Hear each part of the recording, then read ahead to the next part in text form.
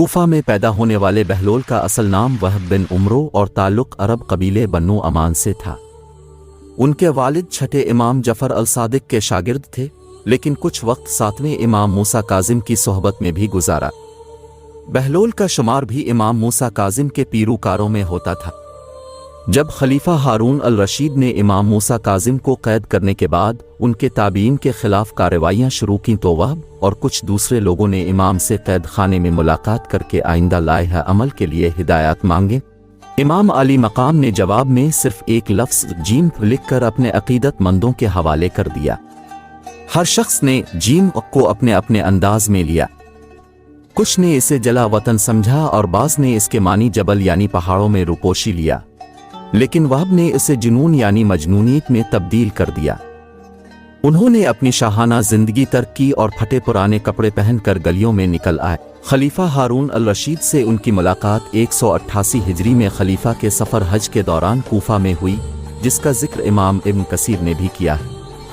بہلول نے ہارون کو جو نصیحتیں کی ان سے متاثر ہو کر وہ انہیں اپنے ساتھ بغداد لے آیا، اور پھر بہلول کا ٹھکانہ بغداد کی گلیاں ہی رہی۔ بہلول کا مزار بھی بغداد میں ہی ہے، جس کے ایک گوشے کے بارے میں مشہور ہے کہ وہاں سکھ مذہب کے بانی گرو نانک نے چلہ کاٹا تھا۔ کہتے ہیں کہ ایک دن بہلول دریائے دجلہ کے کنارے بیٹھے گیلی ریت کی ڈھیریاں بنا رہے تھے، اور ہارون الرشید کی چہیتی ملکہ زبیدہ اپنے محل کے جھروکے سے بڑے انہماک کے ساتھ انہیں دیکھ رہی۔ وہ مٹو کی ڈھیری بناتے اور پھر خود ہی اسے مسمار کر دیتے۔ ملکہ جھروکے سے اتر کر اپنی سہیلیوں کے ہمراہ دریا کنارے آ گئی اور پوچھا، کیا کر رہے ہو بہلول؟ بہلول نے ادائی بے نیازی سے کہا، جنت کے محل بنا رہا ہوں۔ ملکہ نے سوال کیا، اگر کوئی تم سے یہ محل خریدنا چاہے تو فروخت کرو گے؟ بہلول نے کہا، ہاں ہاں، کیوں نہیں، میں بناتا بھی ہوں اور فروخت بھی کرتا ہوں۔ ملکہ نے پوچھا، بتاؤ ایک محل کی قیمت کیا ہے؟ بہلول نے بے ساختہ کہا، 3 درہم، بعض لوگوں نے 1 درہم بھی لکھا ہے۔ ملکہ کے حکم پر بہلول کو 3 درہم اسی وقت ادا کر دیے گئے۔ یہ واقعہ ملکہ نے اپنے شوہر خلیفہ ہارون الرشید کو بتایا، جسے خلیفہ نے مذاق میں ٹال دیا، لیکن رات کو ہارون نے خواب میں جنت کے مناظر دیکھے، جن میں آبشاروں اور مرغزاروں کے علاوہ خوبصورت محلات بھی شامل تھے۔ سرخ یاقوت کے ایک محل پر اس نے زبیدہ کا نام بھی لکھا دیکھا۔ ہارون نے سوچا کہ دیکھوں تو صحیح، کیونکہ یہ میری بیوی کا گھر ہے۔ وہ محل میں داخل ہونے کے لیے جیسے ہی دروازے پر پہنچا، دربان نے اسے روک لیا۔ ہارون الرشید کہنے لگا، اس پر تو میری بیوی کا نام لکھا ہے، اس لیے مجھے اندر جانا ہے۔ دربان نے کہا، نہیں، یہاں کا دستور الگ ہے، جس کا نام ہوتا ہے صرف اسی کو اندر جانے کی اجازت ہے، لہذا آپ کو داخل ہونے کی اجازت نہیں۔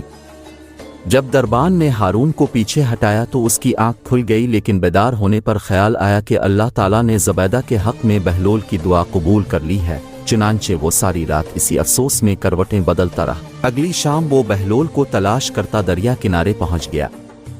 بہلول ایک جگہ بیٹھے اسی طرح مکان بنا رہے تھے۔ ہارون نے پوچھا، کیا کر رہے ہیں؟ بہلول نے کہا، جنت کے محل بنا رہا ہوں۔ ہارون نے پوچھا، بیچو گے؟ تو بہلول نے کہا، ہاں ہاں، کیوں نہیں، میں بناتا بھی ہوں اور فروخت بھی کرتا ہوں۔ ہارون نے سوال کیا کہ بتاؤ ایک محل کی قیمت کیا ہے؟ تو بہلول نے جواب دیا، تیری پوری سلطنت۔ ہارون الرشید نے کہا، اتنی قیمت تو میں نہیں دے سکتا، کل تو آپ 3 درہم کے بدلے دے رہے تھے اور آج پوری سلطنت مانگ رہے ہیں۔ بہلول دانا نے کہا، خلیفہ، کل بن دیکھے معاملہ تھا اور آج تم محل دیکھ کر آئے ہو۔ خلیفہ یہ سن کر مایوسی سے گھٹنوں کے بل بہلول دانا کے سامنے بیٹھ گیا اور کہنے لگا، حضرت اب مجھ سے میری ساری سلطنت لے لیں، لیکن مجھے ایک محل دے دیں۔